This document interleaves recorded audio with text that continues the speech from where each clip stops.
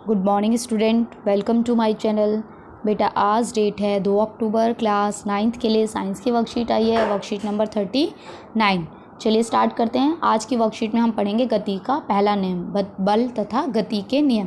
पहला नियम क्या कहता है, चलिए पढ़ते हैं।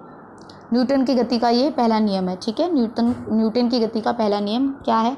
प्रत्येक वस्तु अपने स्थिर अवस्था या सरल रेखा में एक समान गति की अवस्था में बनी रहती है जब तक उस पर कोई बाहरी बल कार्यरत ना हो। मतलब कोई भी चीज़ है, अगर वो खड़ी हुई है, अगर जब तक आप उस पर प्रेशर नहीं लगाओगे, बल नहीं लगाओगे, तो वो वहीं की वहीं रहेगी ना।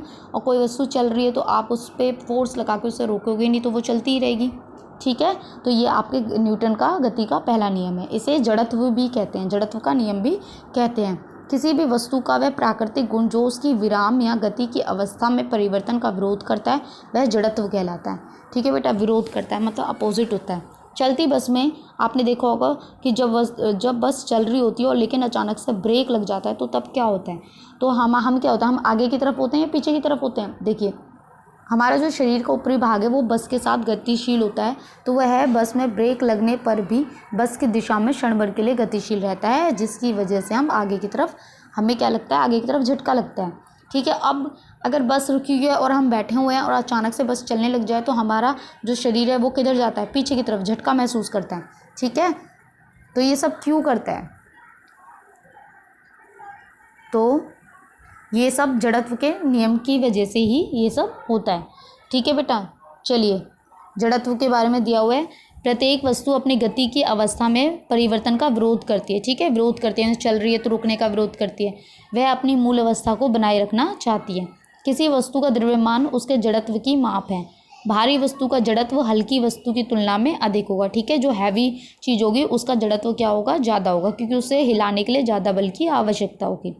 अब जो न्यूटन है उसके गति के पहले नियम पर कुछ घटनाएं हैं बेटा। पेड़ की शाखा, पेड़ है, अगर उसको हम बहुत तेज तेज हिलाने लगेंगे उसके पत्तियां झड़ने लगेंगी, ठीक है। गाड़ी की अवस्था में परिवर्तन से सवारियों का आगे या पीछे गिरना, ठीक है। आगे पीछे रुक गई तो फिर हम आगे की तरफ जाएंगे और चलने लगी तो पीछे की तरफ। कालीन चादर को डंडे से पीटने पर धूल का अलग होना। प्लेट पर कप के लिए रखा खांचा बनाना। मिस्त्री के हथौड़ी को उल्टा ठोकना इत्यादि। ये सारे एग्जाम्पल हैं बेटा इसके न्यूटन की गति के पहले नियम के। चलिए क्वेश्चन देखते हैं। जड़त्व की परिभाषा लिखिए। जड़त्व की परिभाषा बेटा देखो यहाँ से है, ठीक है। यहाँ से कोई भी वस्तु का वह प्राकृतिक गुण जो उसकी विराम या गति की अवस्था में परिवर्तन का विरोध करता है वह जड़त्व कहलाता है। यह आपका फर्स्ट का आंसर है। यहाँ से सेकंड क्या है क्वेश्चन? सेकंड है गति का पहला नियम बताना आपको उदाहरण से। ये बहुत इजी है।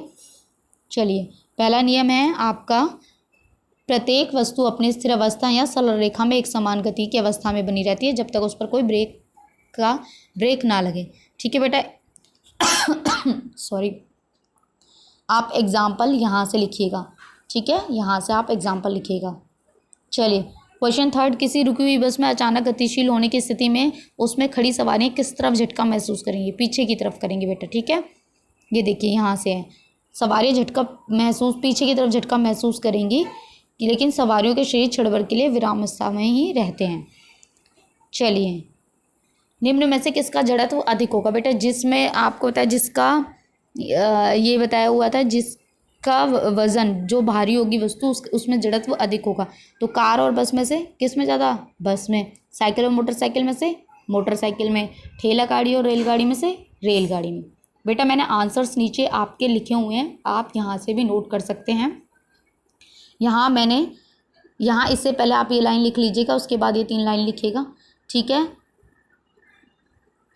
आई होप आपको वीडियो पसंद आई हो, समझ आई हो। तो चैनल को सब्सक्राइब कीजिए ताकि आपको और भी वीडियो मिलती रहें।